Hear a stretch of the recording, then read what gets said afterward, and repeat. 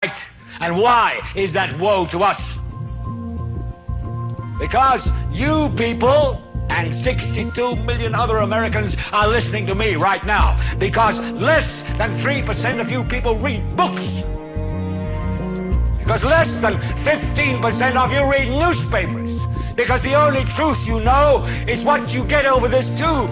Right now, there is an entire generation that never knew anything that didn't come out of this tube. This tube is the gospel, the ultimate revelation. This tube can make or break presidents, popes, prime ministers. This tube is the most awesome goddamn force in the whole godless world. And woe is us if it ever falls into the hands of the wrong people. And when the 12th largest company in the world controls the most awesome goddamn propaganda force in the whole godless world, who knows what shit will be peddled for truth on this network. So you listen to me. Listen to me. Television is not the truth. Television is a goddamn amusement park. Television is a circus, a carnival, a traveling troupe of acrobats, storytellers, dancers, singers, jugglers, sideshow freaks, lion tamers, and football players. We're in the boredom-killing business. So if you want the truth, go to God. Go to your gurus. Go to yourselves. Because that's the only place you're ever going to find any real truth. But man, you're never going to get any truth from us. We'll tell you anything you want to hear. We lie like hell. We'll tell you that Kojak always gets the killer and that nobody ever gets cancer in Archie Bunker's house. And no matter how much trouble the hero is in, don't worry, just look at your watch. At the end of the hour, he's going to win. We'll tell you any shit you want to hear. We deal in illusions, man. None of it is true. But you people sit there day after day, night after night, all ages, colors, creeds. We're all you know. You're beginning to believe the illusions we're spinning here. You're beginning to think that the tube is reality and that your own lives are unreal. You do whatever the tube tells you. You dress like the tube. You eat like the tube. You raise your children like the tube. You even think like the tube. This is mass madness, you maniacs. In God's name, you people are the real thing. We are the illusion. So turn off your television sets. Turn them off now. Turn them off right now. Turn them off and leave them off. Turn them off right in the middle of the sentence I'm speaking to you now. Turn them off.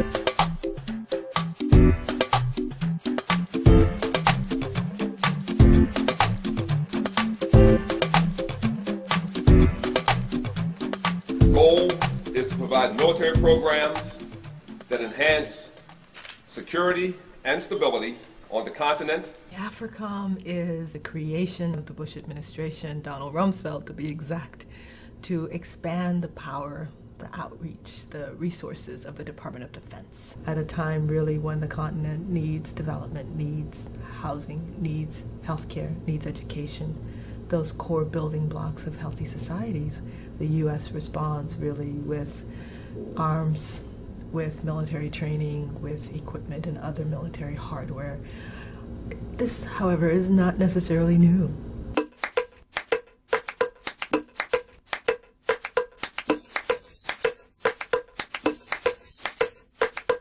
dark and tragic history of the Congo with the return to Leopoldville of deposed Premier Lumumba, following his capture by crack commandos of strongman Colonel Mobutu.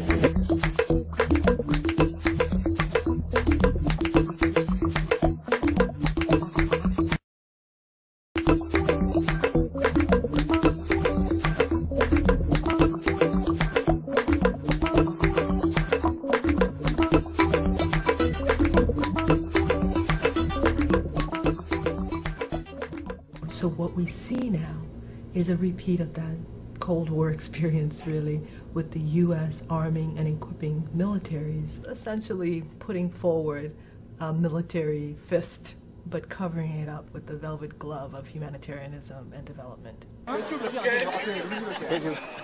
We deliver this humanitarian assistance to these people. It helps increase that feeling of will and, importantly, providing a benefit to the population. If there ever was a situation where AFRICOM personnel had to choose between protecting American interests or providing peace and stability to the African people, and we know that this choice will come up a lot, what are they going to choose?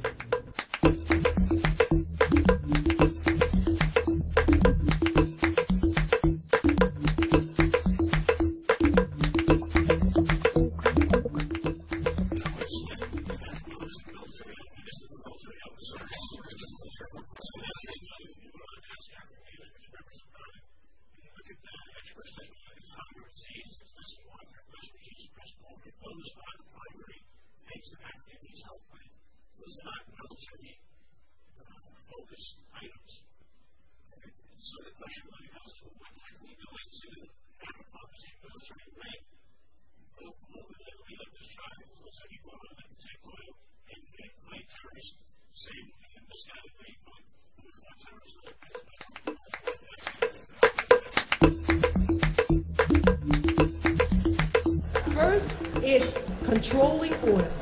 Africa has now, as of December 2007, surpassed the Middle East as a source for U.S. oil. And we know, just as the case with Iraq, where there's oil, there's military might. The second is containing China. We know the U.S. right now sees this burgeoning power happening, and the U.S. in their quest for empire wants to make sure that they contain China.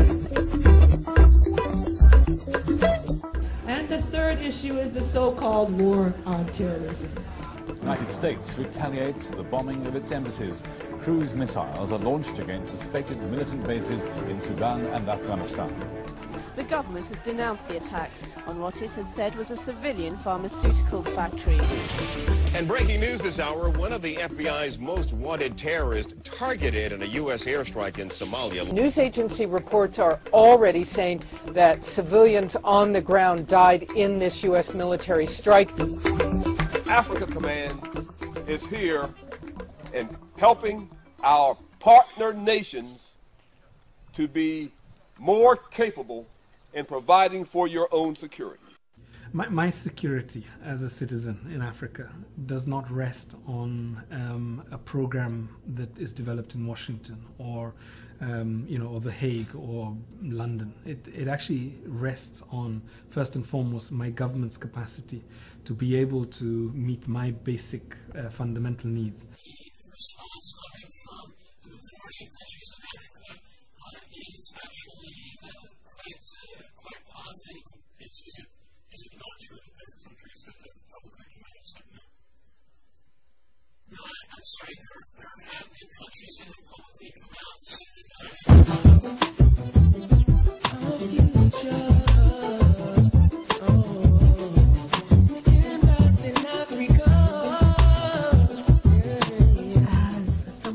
one foot on each side, one foot on the African side, understanding the impact of militarism on women and children on the African continent, as someone who's here in the U.S. and seeing the impact of militarism on particularly black and brown communities here in the U.S., I think it is critical for us to begin to raise our voices to say that we demand in the 21st century a different way, a way that does not see people as invisible, a way that puts people and human needs first.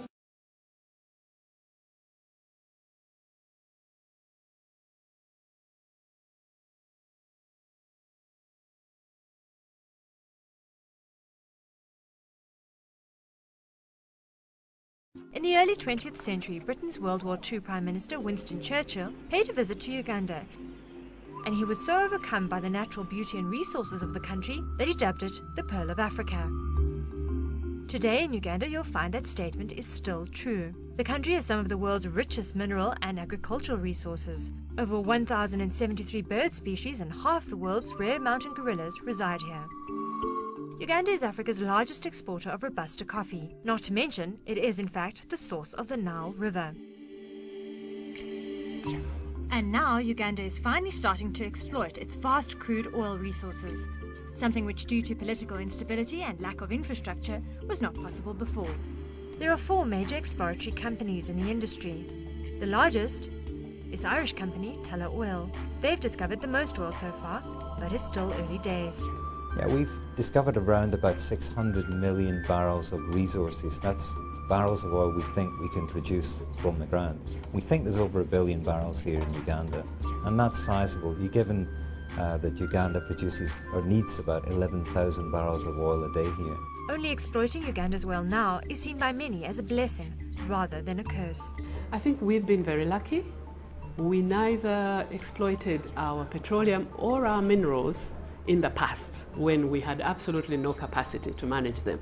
We are now in control. As a government, we are in control. We will collect our taxes. We have a strong Uganda Revenue Authority. I think government are being very sensible because as soon as they got the first discoveries of oil, they stopped giving out blocks of land for oil exploration while they took a step back and tried to figure out, ouch, what are we going to do with this oil? How are we going to manage it?